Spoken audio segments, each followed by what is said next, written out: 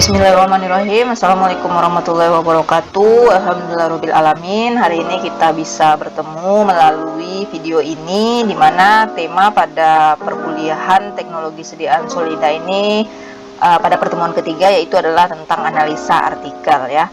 Jadi Ibu sudah menugaskan kepada 4 kelompok, masing-masing 2 kelompok untuk tablet biasa dan 2 kelompok untuk tablet salut, mencari artikel tentang formulasi dan sekaligus evaluasi fisik dari tablet yang telah diformulasinya ya.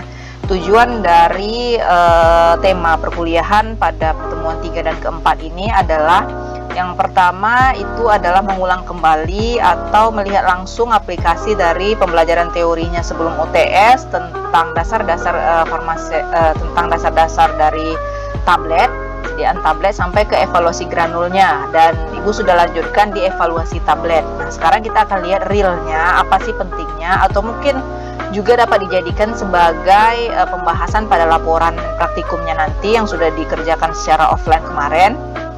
Apa sih penyebab kekerasan yang tidak baik, misalnya seperti itu ya, ataupun ukuran granulnya ataupun BJ-nya, kompresibilitasnya, segala macam sesuai dan tidak sesuai itu apa-apa saja yang menjadi alasannya itu bisa kita temukan dari artikel ini ya. Kemudian yang kedua adalah sebagai persiapan jika nanti yang berminat ingin penelitian di bidang teknologi farmasi, khususnya itu untuk diformulasi sampai ke evaluasi ataupun hanya dievaluasi saja, itu bisa menjadi rujukan untuk persiapan LTA-nya nanti ya, penulisan laporan tugas akhirnya. Tidak pun di bidang teknologi farmasi, Ibu harapkan pemaparan ini bisa dijadikan acuan, pedoman nantinya dalam penulisan LTA-nya, di mana video ini nanti akan menerangkan juga dari suatu artikel ini. Artikel merupakan sumber referensi yang wajib diambil sebagai referensi untuk penelitiannya. Nah, tetapi apa sih dari artikel itu yang akan diambil, atau bagaimana memahami isi artikel yang bisa kita copy paste ke penelitian kita nantinya gitu ya. Jadi karena Ibu melihat juga senior-seniornya masih juga bingung dari artikel ini sebenarnya apa, teorikah, metodekah, hasilkah, atau apa ya. Yang jelas itu bukan teori. Jika mengambil teori itu adalah dari buku standar kefarmasian ya. Kita di bidang tekfar itu OFI sudah jelas, kemudian ada buku Ansel tentang teknologinya, FOIK juga bisa, dan buku-buku referensi standar untuk di bidang teknologi farmasinya. Tetapi kalau dari artikel yang kita bisa ambil itu adalah metode yang mereka gunakan, kemudian hasilnya bagaimana. Kita bisa copy paste, nanti dimodifikasi dengan zat aktif yang berbeda, atau metode, misalnya kalau di tablet ini ada 3 metode ya, salah satu metodenya itu bisa kita ganti, ataupun dari komposisi zat tambahannya ya. Jadi seperti itu. Kemudian Ibu mau revisi juga yang pertama. Sebelum revisi, terima kasih dulu kepada kedua kelompok yang telah membuat video yang sangat baik ya, dari segi animasi ataupun penyampaiannya. Yang kurang itu adalah yang pertama, menuliskan sumber dari artikel yang dibahas. Itu sangat krusial ya. Kalau tidak disampaikan itu namanya plagiat ya. Seperti ini ya, artikel ini adalah dari jurnalnya Asifa. Siapa penulisnya? Nur Aini. Itu dari mana? Akademi Farmasi Tadulako Farma Palu. Nah, jangan hanya dicomot judulnya saja, tapi cantumkan keseluruhan data ini ya. Karena kan kita hanya membahas yang sudah dikerjakan.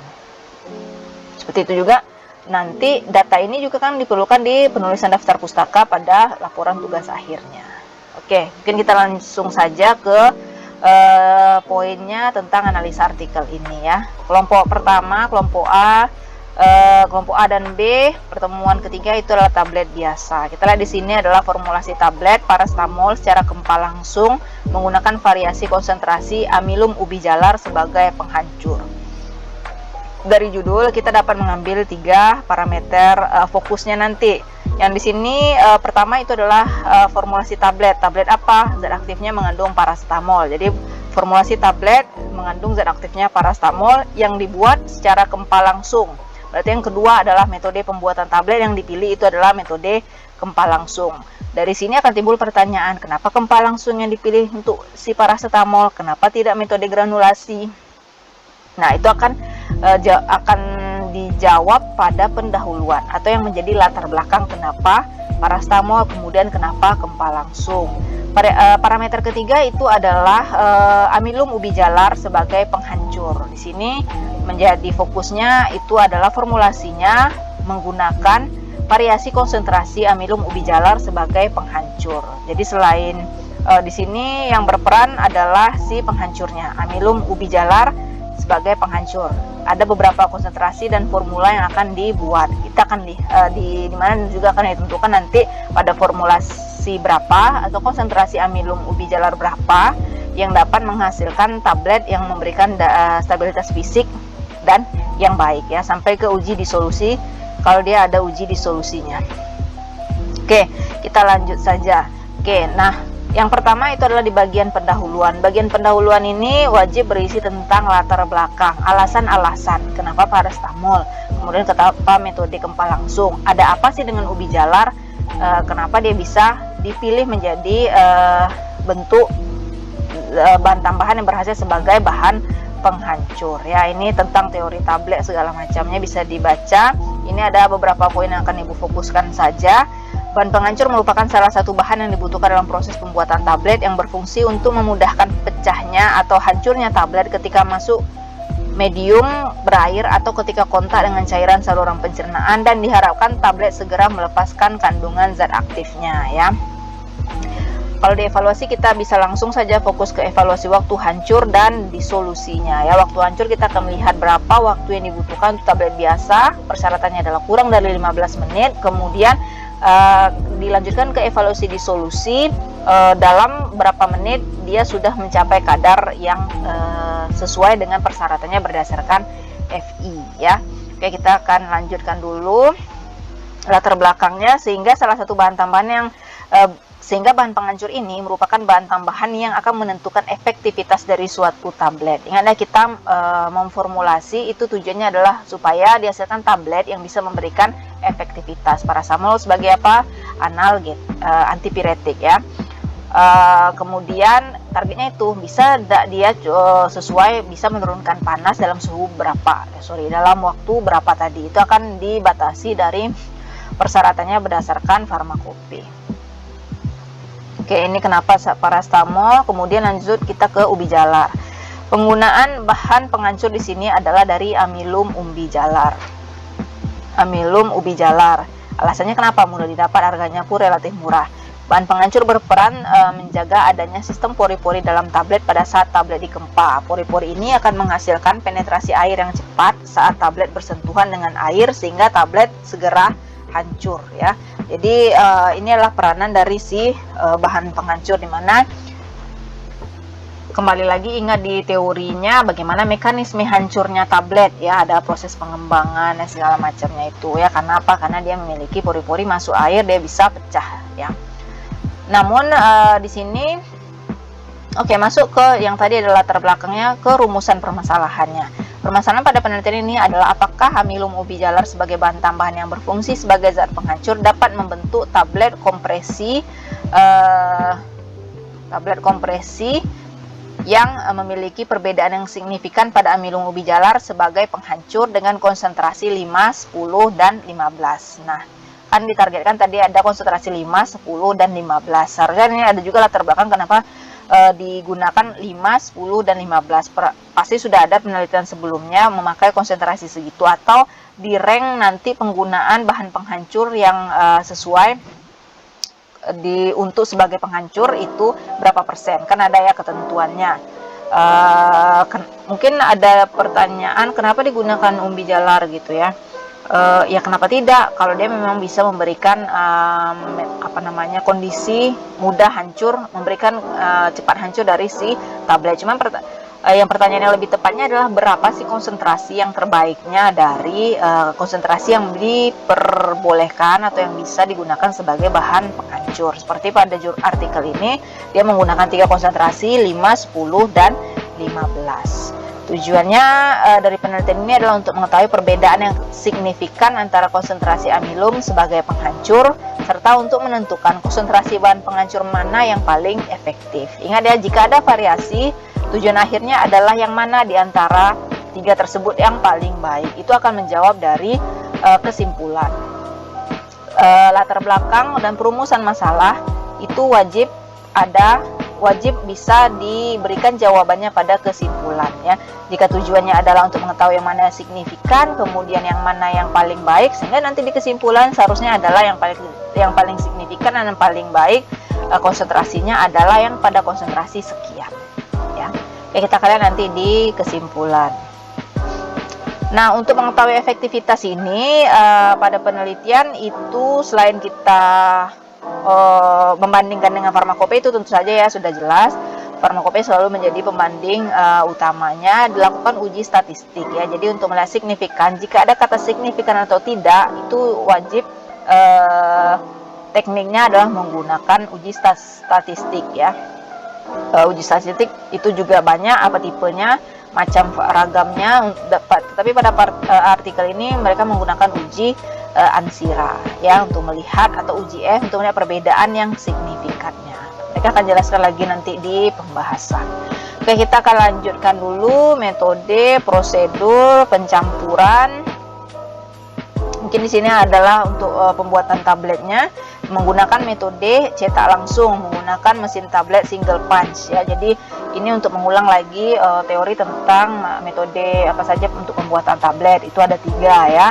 Alasannya masing-masing apa saja kembali lagi diingat ya. Mungkin kita bisa lihat nanti di pembahasan apa yang menjadi alasan kenapa metode cetak langsung yang digunakan. Kemudian mesin cetak tablet ya, ada yang single punch, rotary mesin, kemudian ada yang mesin untuk tablet berlapis ya. Kalau yang single punch ini ya seperti yang sudah digunakan di labor pada saat praktikum offline. Oke, kemudian targetnya adalah dibuat tablet dengan bobotnya 600 mg per tablet. Nah, ini adalah formulasi dari si tabletnya: paracetamol sebagai bahan aktif 180 mg, laktosa sebagai pengisi, avisal sebagai pengikat, amilum ubi jalar sebagai penghancur, dan takum itu sebagai gelidan dan lubrikan. Tidak ada fase luar dan fase dalam karena ini adalah metode cetak langsung atau kempal langsung ya, tidak perlu proses penggranulasian terlebih dahulu. Oke, kita ketahuan di sini 5% itu adalah dari formula satunya ya. Jadi 30, 60 dan 90 ini sudah ada perhitungannya untuk merubah di persennya tadi berapa gramnya yang akan digunakan gitu ya. Oke, yang jelas di awal atau penjelasannya itu sudah jelas bahwa menggunakan variasi konsentrasi 5, 10 dan 15%. Oke, kita lanjutkan ke pengujian sifat fisik.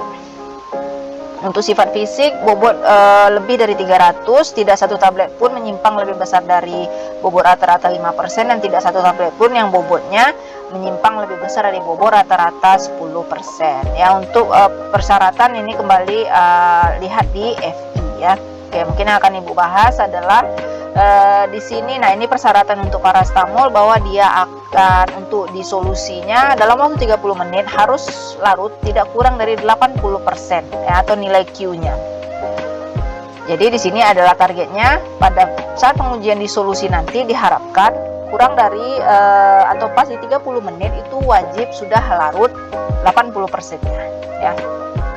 Oke, kita akan lihat ke hasil. Oke, untuk uji stabilitas fisik,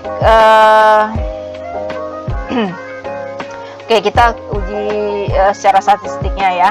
Di sini ujian Ansira atau uji F digunakan untuk mengetahui apakah antar formula terdapat perbedaan yang signifikan dengan membandingkan harga F hitung terhadap F tabel.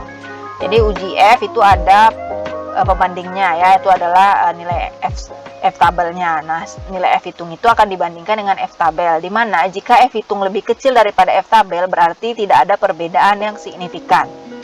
Jika F hitung lebih kecil daripada F tabel berarti tidak ada yang perbedaan yang signifikan. Berarti targetnya adalah F hitung harus lebih besar daripada F tabel, di mana baru akan terjadi perbedaan yang signifikan antar formula ya. Oke, ini langsung hasil penelitian. Yang pertama itu adalah uji kualitatif amilum ubi jalar. Nah, dari pengerjaannya ini mereka membuat ubi jalarnya ya. Jadi pada formulasi itu ada yang mengerjakan sendiri atau bisa dibeli langsung bahannya. Nah, kalau yang pada penelitian ini mereka membuat sendiri dulu ubi jalarnya tadi, sehingga akan diperiksa organoleptisnya, identifikasi reaksi ion, di mana dia akan hasilnya wajib positif berwarna biru karena dia merupakan merupakan golongan karbohidrat ya. Kemudian ada mikroskopiknya, amilum berbentuk bulat oval sampai dengan bentuk yang tidak beraturan atau hampir bulat. Mungkin diingat kembali pada mata kuliah farmakognosinya, di mana kegiatan-kegiatan ini sudah dilakukan pada praktikum farmakognosi. Oke, nah ini untuk keseragaman ukuran ya. Oke, mungkin kita langsung fokuskan saja ke hasilnya. Ke pembahasan dari hasilnya tadi ya. Nah, di sini akan dibahas pertama itu adalah kenapa dia metode cetak langsung atau kempa langsung. Alasannya adalah produksinya sangat singkat, peralatan yang dibutuhkan tidak banyak, prosesnya lebih cepat, dan untuk zat aktif yang tidak tahan panas dan tidak tahan lembab. Waktu praktikum kita juga parastamol ya, tapi kita lakukan granulasi ya. Di sini mereka membuatnya dengan cara cetak atau kempa langsung. Berarti si parastamol ini dia, kalau alasan dari si cetak langsung ini adalah dia yang tidak tahan panas dan tidak tahan lembab. Berarti parastamol itu bisa untuk kedua metodenya tadi ya. Berdasarkan hasil penelitian, kompresi tablet parastamol yang dilakukan dengan metode kempa langsung yang merupakan pembuatan tablet tanpa adanya proses granulasi yang memerlukan eksipien yang cocok sehingga memungkinkan untuk dikempa secara langsung ya. Berarti ini bisa juga dibuat menjadi suatu perbandingan pada saat praktikum kemarin, di mana praktikum itu kita pakai granulasi basah. Alasannya adalah mudah tidak mudahnya suatu zat aktifnya mengalir dan tahan tidak tahannya panas ya. Ternyata di sini juga parastamol bisa dibuat dengan cara kempa langsung. Jadi tidak wajib itu jika satu sudah dengan satu metode belum berarti tidak bisa dia digunakan dengan metode yang lainnya. Selain itu, waktu hancur dan disolusinya lebih baik karena tidak melewati proses granul tapi langsung menjadi partikel ya.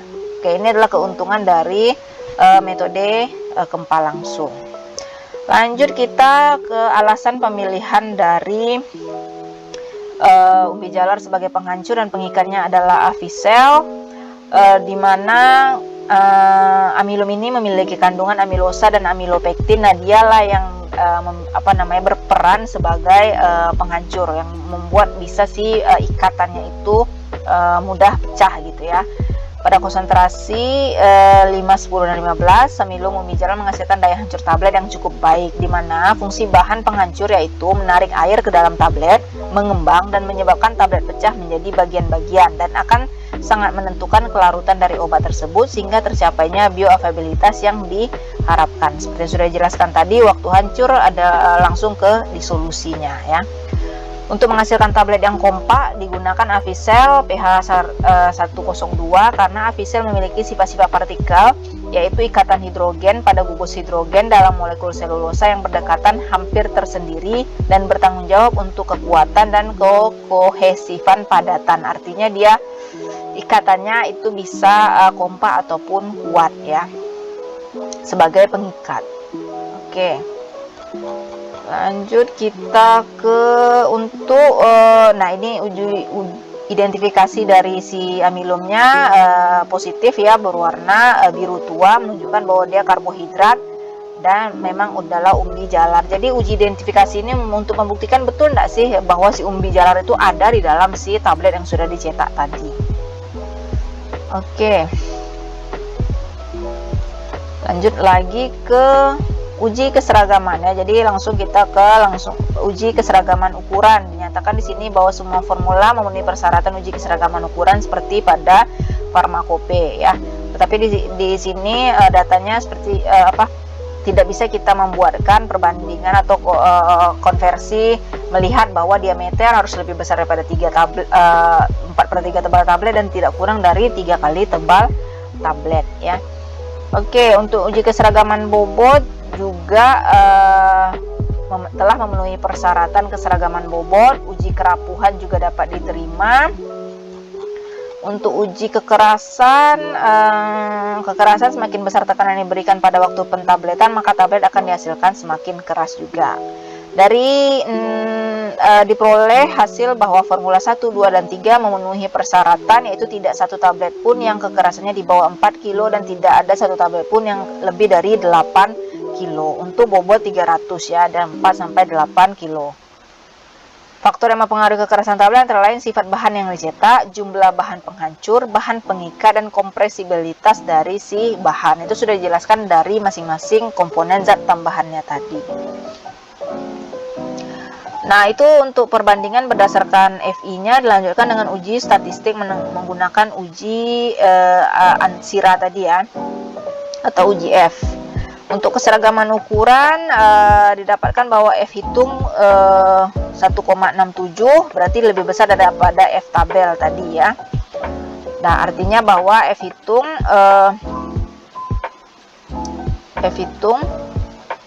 dengan F tabel pada taraf 5% atau adalah F tabelnya 5% adalah 5,14 ya, sedangkan F hitung itu adalah 1,67, berarti bahwa nilai F hitung kecil daripada F tabel sehingga tidak terjadi perbedaan yang signifikan terhadap keseragaman tablet. Artinya pada proses pencetakan itu bentukan tabletnya itu lebih kurang seragam ya, tidak terlalu ada yang menonjol atau mencolok.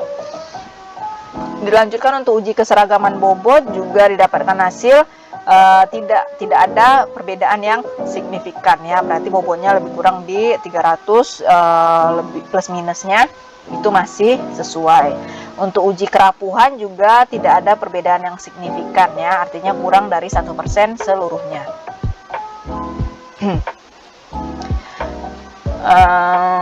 Berarti konsentrasi 5 dapat memberikan kerapuhan yang relatif sama dengan penggunaan konsentrasi 10 dan 15. Ingat ya, lihat yang Ibu highlight di sini adalah berarti penggunaan amilum ubi jalar pada konsentrasi 5 dapat memberikan kerapuhan yang relatif sama dengan penggunaan konsentrasi 10 dan 15. Nah, artinya kalau untuk diformulasi bagaimana? 5, 10 atau 15 yang akan digunakan?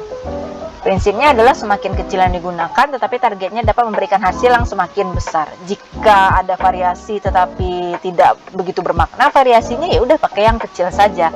Jadi pemahamannya seperti itu. Jadi di 5% saja dia sudah baik gitu ya. Jadi tidak perlu ditambah lagi konsentrasi yang digunakan. Untuk uji kekerasan juga sama, tidak ada yang signifikan. Penjelasannya juga sama, berarti amilum itu di 5% saja sudah bagus untuk kekerasannya. Dilanjutkan dengan uji disolusinya. Oke, untuk uji disolusi hasilnya tadi melihatkan bahwa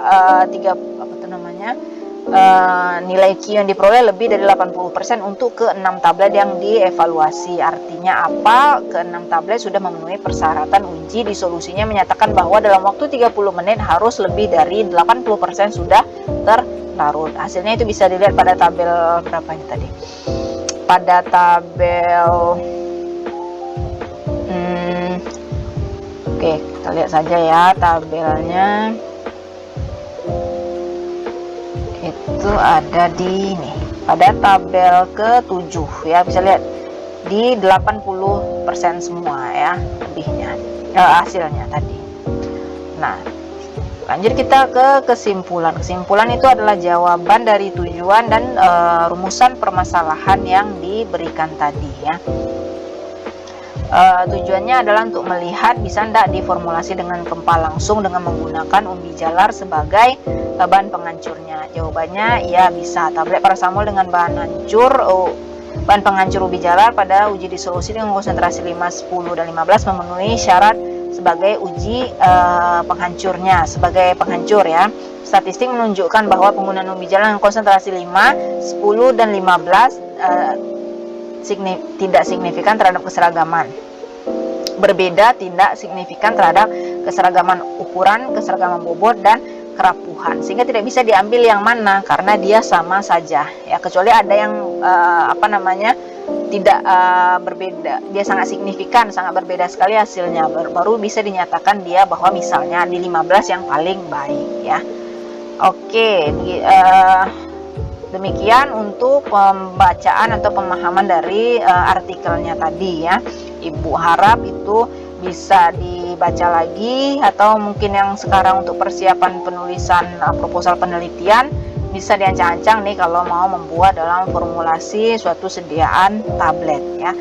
Oke, selanjutnya akan kita bahas diskusi dan tanya jawab yang sudah diberikan di kolom komentar YouTube. Oke, berikut adalah pertanyaan dari kelompok yang bertanya kepada kelompok penyaji ya. Pertama itu pertanyaan dari Nur Maslina Dia Putri ya. Kepada keseragaman ukuran tablet dimaksudkan untuk menguji keseragaman ukuran tablet dari masing-masing formula yang akan dibuat. Waduh, gak kebuka sama ibu nih. Oke, mungkin ini dijawab oleh Alivia Nur Hasana. Hasilnya ya, Nur Maslina menanyakan hasilnya bahwa di sini menunjukkan bahwa keempat formula memenuhi syarat keseragaman ukuran tablet. Ada 3 faktor yang menimbulkan masalah. Oke, mungkin apa saja permasalahannya itu bisa dilihat dari secara teoritisnya saja ya untuk keseragaman. Dari artikel juga mereka sudah diperkuat dengan uji statistik, itu tidak ada yang bermakna. Alasannya kenapa? Karena bobot yang sudah seragam digunakan, kemudian pencetakannya juga dengan settingan yang seragam. Oke, lanjut pertanyaan kedua dari Natasha Bella. Dalam pembuatan tablet parastamol dengan menggunakan konsentrasi amilomubijalat tersebut dilakukan dengan metode kempa langsung. Apakah syarat agar suatu bahan dapat dibuat tablet dengan menggunakan metode kempa langsung? Dan zat aktif seperti apa yang biasanya cocok untuk pembuatan tablet dengan metode kempa langsung? Oke, dijawab oleh Arina. Ada beberapa persyaratan bahan dalam pembuatan tablet dengan metode kempa langsung, yaitu bahan tersebut harus memiliki sifat alir yang baik, memiliki kompresibilitas yang baik, memiliki kapasitas yang tinggi yang nantinya akan mempengaruhi sifat-sifat kompaksinya saat dicampur dengan zat aktif, dan memiliki distribusi ukuran partikel yang baik. Zat aktif yang biasa digunakan pembuatan tablet dengan metode kempa langsung ini adalah asetosa, karena asetosa memiliki sifat alir dan kompresibilitas yang baik sehingga cocok jika menggunakan metode kempa langsung. Oke, terima kasih untuk Natasha Bella dan Arina untuk pertanyaannya, dan jawabannya itu sudah sesuai ya. Mungkin bisa lebih difokuskan di sini. Natasha menanyakan kenapa parastamol, apakah parastamol memiliki persyaratan untuk bisa dikempa langsung tadi, karena pada artikel juga tidak kita lihat data yang menyatakan bahwa si parastamol itu dia memiliki sifat alir yang baik, tahan panas atau tidak. Tetapi dari hasil itu bisa terjawab sesuai gitu ya, bahwa dia memiliki sifat alir. Dan tidak pada artikel mereka juga tidak menguji dari sifat alirnya, tapi langsung saja ke formulasi evaluasi dari si tablet yang sudah jadi. Dan pertanyaan ketiga dari Nendini Mayada. Salah satu evaluasi dari tablet yaitu uji disolusi. Nah, jadi pada uji disolusi ini, parameter kita melakukan uji ini untuk apa sebenarnya dan apa pengaruhnya terhadap tablet tersebut. Lalu, jika hasil uji disolusinya tidak memenuhi standar atau syarat, apa saja faktor-faktor yang dapat mempengaruhinya? Nah, bagus sekali untuk pertanyaannya ya. Sebenarnya apa sih tujuan dari disolusi? Ini juga sudah Ibu jelaskan dari awal persiapan untuk praktikum offline ataupun nanti di saat praktikum offline-nya. Sudah Ibu jelaskan juga apa sih pentingnya kita menghitung-hitung ya. Udah masukkan, diambil, dipipet lagi sampelnya, kemudian diganti lagi, diukur absorbansinya, kemudian dihitung-hitung lagi. Nah, apa sih tujuannya gitu ya? Dijawab oleh Awal Putri Deza. Pertama menjelaskan tentang definisi ya. Yang pertama memang harus tahu dulu apa definisi dari disolusi tersebut. Adalah proses biofarmaseutik harus dialami oleh suatu zat aktif obat dalam tubuh pada saat obat digunakan dalam terapi, atau secara singkatnya ini juga tidak menjawab ya untuk definisinya, itu proses melarutnya zat aktif atau keluarnya atau lepasnya zat aktif itu dari komponen penyusunnya tadi melarut dengan cairan tubuh sehingga dia bisa diabsorpsi. Diabsorpsi dia akan terdistribusi, distribusi dia akan memberikan efektivitas. Jadi ujung-ujungnya adalah keefektivitas. Penting atau enggak kalau seperti itu uji disolusi?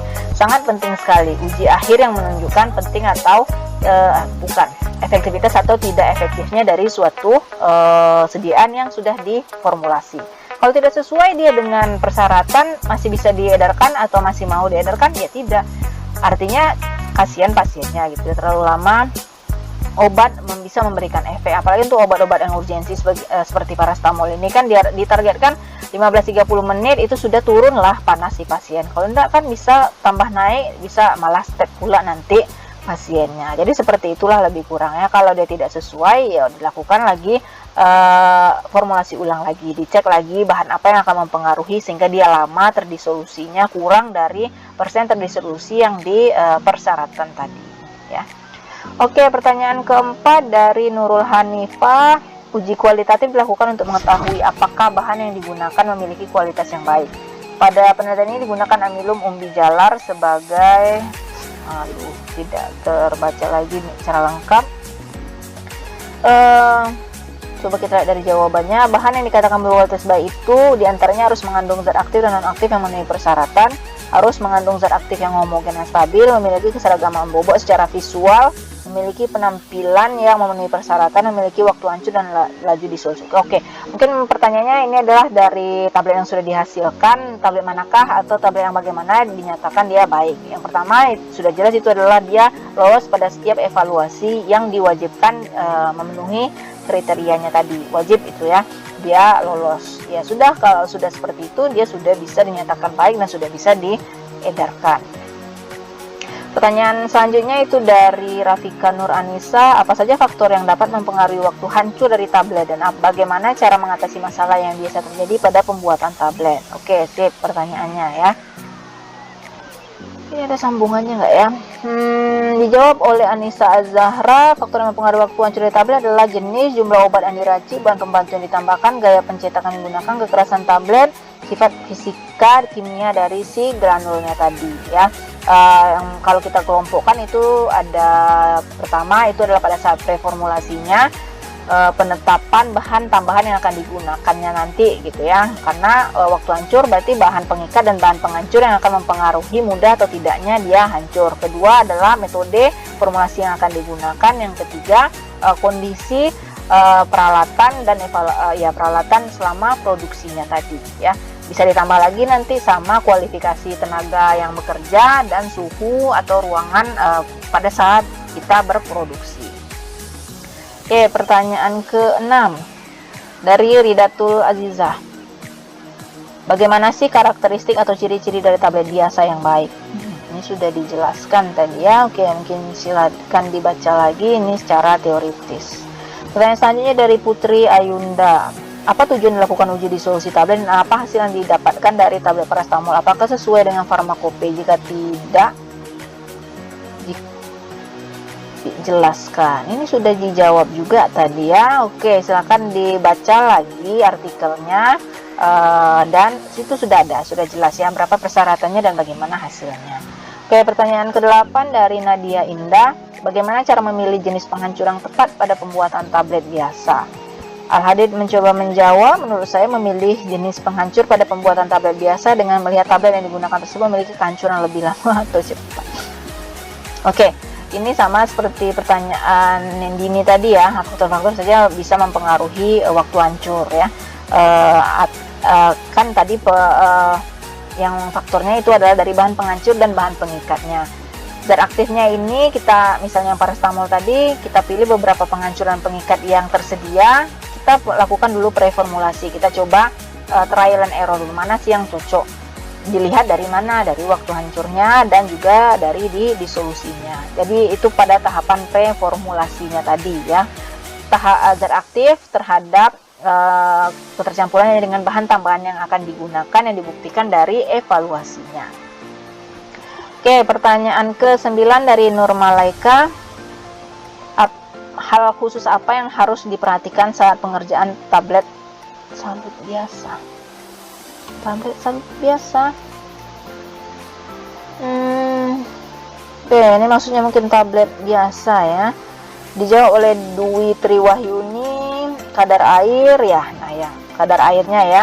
Kalau dia membuat terutama apalagi kalau dia buat dalam metode secara granulasi, targetnya harus kurang dari 5%, karena kadar air itu akan mempengaruhi proses pencetakan nanti hasil tablet yang akan dicetak nanti gitu ya. Kemudian dari sifat alirnya, mudah atau tidak mengalir dari hopper ke dalam die-nya. Kemudian juga ya betul eksipien yang digunakan. Oke, terima kasih Nurmalaika dan Witri Wahyuni. Ini pertanyaan terakhir.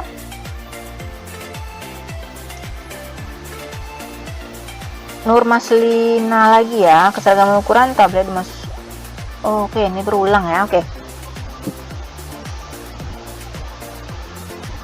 Bagaimana persyaratan keseragaman ukuran tersebut di dalam monografi? Tolong dijelaskan. Oke, mungkin ini sudah Ibu jelaskan tadi untuk keseragaman ukuran. Memang datanya tidak jelas ya berapa tebalan diameter tablet, tetapi secara umum dia menjelaskan hasilnya itu adalah sudah sesuai ya. Hal apa? Bagaimana persyaratan keseragaman ukuran tablet tersebut di dalam monografi? Ya, tidak lebih dari 3 kali tebal dan tidak kurang dari 1/3 kali tebal tablet. Oke. Terima kasih untuk penanya dan penyaji yang sudah mencoba menjawab. Sekali lagi bisa Ibu lihat di sini, alhamdulillah untuk kelas ini sudah memberikan pertanyaan yang bukan hanya sekedar bertanya secara teoritis, tetapi alasannya mengapa atau bagaimana caranya ya. Oke, Ibu cukupkan. Terima kasih. Assalamualaikum warahmatullahi wabarakatuh.